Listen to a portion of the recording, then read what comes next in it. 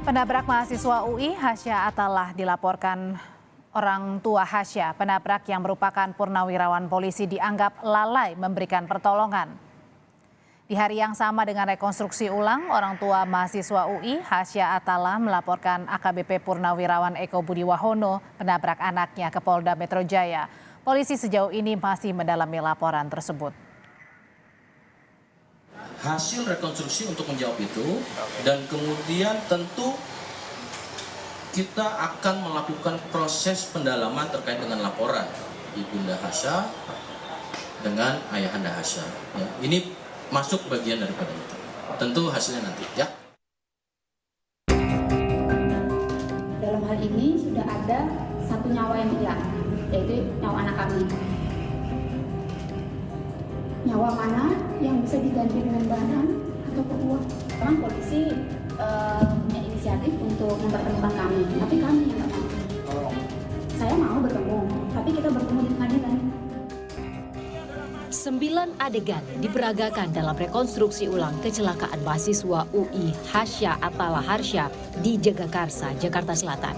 Penabrak mahasiswa UI yang juga merupakan pensiunan polisi hadir dalam rekonstruksi kemarin. Di adegan ke-9, terlihat warga berusaha menolong Hasya dengan menghubungi ambulans yang baru tiba 30 menit kemudian.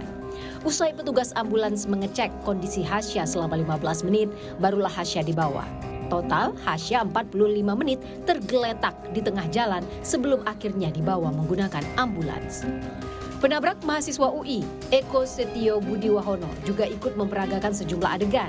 Salah satunya, adegan menolong Hasya usai peristiwa kecelakaan.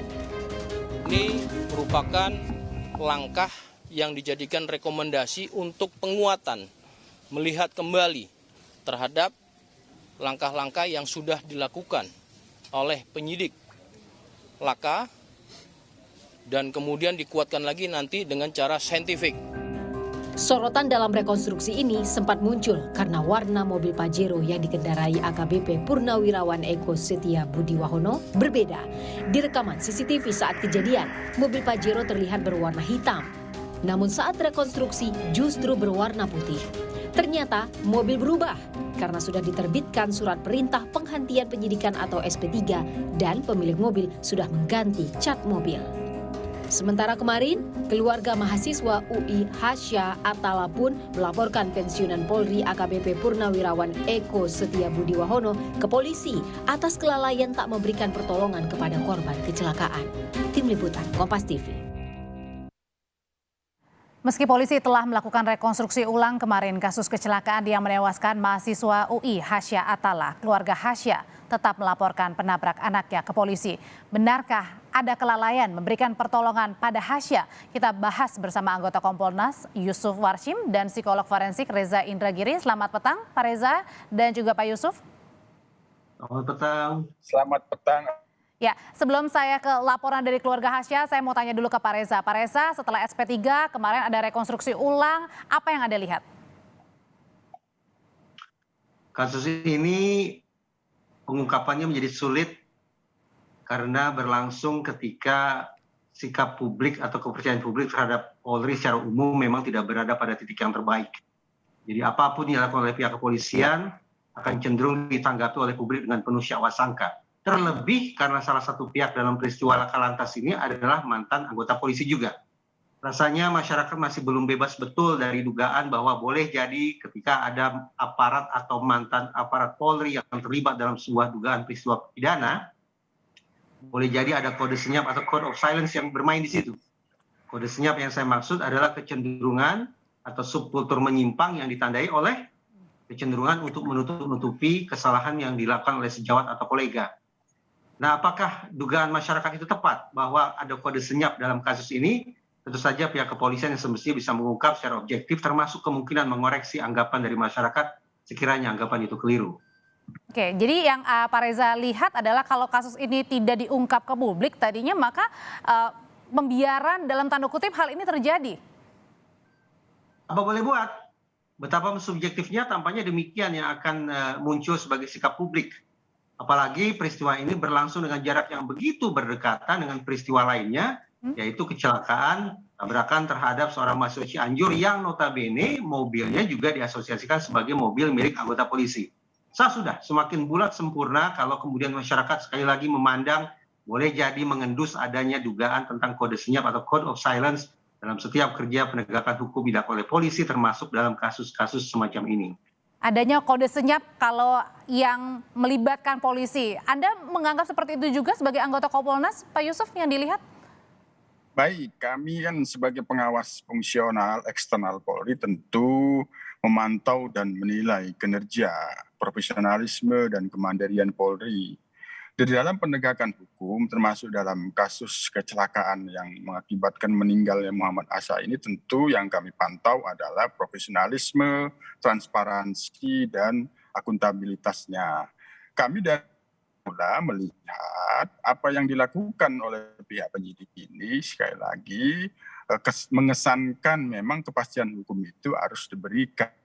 Namun ada 3 tujuan hukum yang tentu harus diwujudkan secara komplementer, secara akumulatif, secara komprehensif: kepastian, kemanfaatan, dan keadilan. Nah, memberikan kepastian hukum dengan menetapkan tersangka Muhammad Asa ini menimbulkan pertanyaan secara hukum apa manfaatnya dan bagaimana rasa keadilan, sehingga mengesankan mengusik rasa keadilan. Lain hal misalnya kalau pada waktu itu ditetapkan dalam proses gelar perkara dari pihak pengendara mobil, apakah ini kan kecelakaannya kan hasil dari proses penyelidikan dan penyidikan, konstruksinya bukan kecelakaan tunggal. Nah, ada 2 pihak lah, katakanlah seperti itu, karena bukan kecelakaan tunggal. Nah, maka konstruksi hukumnya tentu kedua belah pihak ini memiliki posisi yang sama. Artinya Anda anggap tidak tepat dengan penetapan tersangka? Ya, kemanfaatan dan keadilannya itu menjadi terganggu karena sudah meninggal gitu.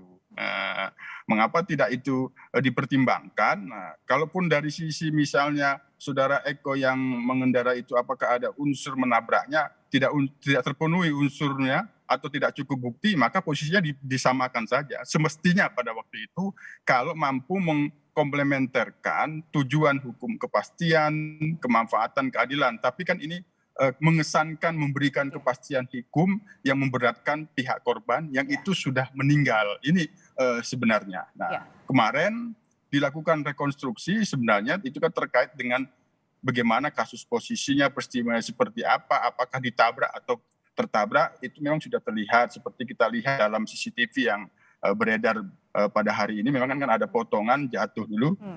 Bagaimana kami tanya? Jadi maksudnya saya tegaskan lagi, Pak Yusuf, seharusnya ini tidak ada status tersangka ya, meskipun sekarang sudah ditetapkan Hasyanya almarhum sebagai tersangka, harusnya direvisi ya, ditarik begitu. Ya, tapi kan posisinya sekarang kalau bicara tentang material dan formil sudah di SP3 ditetapkan tersangka, tentu kan mekanisme hukumnya tentu tidak bisa kami bahasakan di sini, tapi mekanisme hukumnya tentu kalau itu dievaluasi harus ada proses penyelidikan ulang, misal dari kami sendiri Audrey sebelumnya sudah memberikan masukan melalui Inspektorat Pengawasan Daerah, barangkali yang bisa dilakukan kalau tidak memberikan proses perdamaian yang efektif, ada laporan polisi dari pihak keluarga korban, barangkali itu yang dilakukan untuk didalami dan diproses. Itu Audrey. Dan sekarang yang dilakukan adalah terkait dengan ini ya, pelaporan, pembiaran, tidak memberikan pertolongan. Saya kembali ke Pak Reza. Pak Reza, di sini pihak keluarga ada melaporkan baru nih, pembiaran tidak memberikan pertolongan pada Hasya. Nampaknya keluarga ini ingin ada kemudian membuka ulang kasus ini meskipun tadi ya pasalnya adalah berbeda, pembiaran tidak memberikan pertolongan pada almarhum. Saya membayangkan bahwa pelaporan yang disampaikan oleh keluarga almarhum Hasya ini boleh jadi merupakan reaksi atas penetapan status tersangka yang diberikan oleh pihak kepolisian kepada putra mereka. Nah, persoalannya adalah tampaknya teman-teman di kepolisian ini lupa bahwa Jenderal Listio Sigit ketika dilantik sebagai Kapolri mengemukakan sekian banyak komitmen. Salah satu komitmen Kapolri, ini bukan komitmen Polri ya, salah satu komitmen Kapolri adalah problem solving dan restoratif justice. Sekiranya teman-teman di kepolisian ingat betul tentang salah satu komitmen Kapolri tersebut, maka dari awal sepatutnya lah bahwa kemudian kasus ini tidak diproses dengan menggunakan mekanisme litigasi. Penetapan status tersangka itu menandakan bahwa memang mindset teman-teman di kepolisian adalah litigasi. Penyelidikan, penyidikan, penuntutan, persidangan, dan seterusnya. Itu yang saya sesalkan. Kenapa saya sesalkan juga? Karena pada waktu yang sangat berdekatan, ada peristiwa laka lantas yang berlangsung di wilayah Blitar. Tetapi hebatnya teman-teman di Polres Blitar adalah alih-alih menggunakan atau menerapkan mekanisme litigasi, teman-teman di Polres Blitar langsung menerapkan restoratif justice.